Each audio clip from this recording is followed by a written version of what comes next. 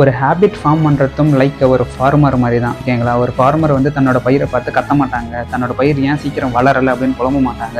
அந்த மாதிரி ஒரு பயிர் முழுசாக வளர்ந்து முடிக்கிறதுக்கு மாதிரி அதை வேறு பிடிங்கியும் போட மாட்டாங்க. பயிரை வந்து விளைவிக்கிறாங்கன்னா அது வந்து எந்தெந்த சீசனில் என்னென்ன வளரும்ன்றது தெரிஞ்சு தான் பயிரிடுவாங்க. அண்ட் வந்து ஒரு பயிரை ஒரு ஃபார்மர் வந்து விளைவிக்கிறாருன்னா அதுக்கு என்ன உரம் போடணும், எப்போ தண்ணி ஊற்றணும், அதில் எப்போ களை வரும், அந்த களை எப்படி பிடிங்கணும் அப்படின்றது முதற்கொண்டு திங்க் பண்ணுற மாதிரி ஒரு ஹேபிட்டை நீங்கள் ஃபார்ம் பண்ணுறீங்கன்னா அதில் நிறைய ட்ராபேக்ஸ் இருக்கும். நீங்கள் டிசிப்ளின் இல்லாமல் வந்து கொஞ்சம் கோட்டை விட்டு வெளியே வரலாம், நீங்கள் வந்து கொஞ்சம் செல்ஃப் மோட்டிவேட்டட் எல்லாம் இருக்கலாம்.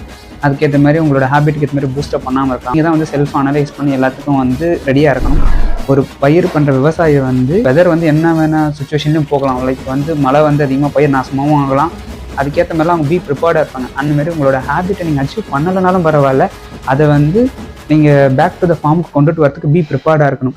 ஸோ நல்ல வழியில் போனாலும் அதை வந்து எடுத்துகிட்டு போகிற மாதிரி இருக்கணும். ஸோ நீங்கள் உங்களோட ஹேபிட்லேருந்து கீழே வந்தாலும் அதை எப்படி டேக்கிள் பண்ணி மறுபடியும் அகைன் நம்ம வந்து எழுந்திரிச்சு வரது அப்படின்ற ஒரு கான்ஃபிடன்ஸ் இருக்கணும். ஸோ திஸ் இஸ் குட்டி ஸ்டோரி, பெரிய லெசன். பாய்.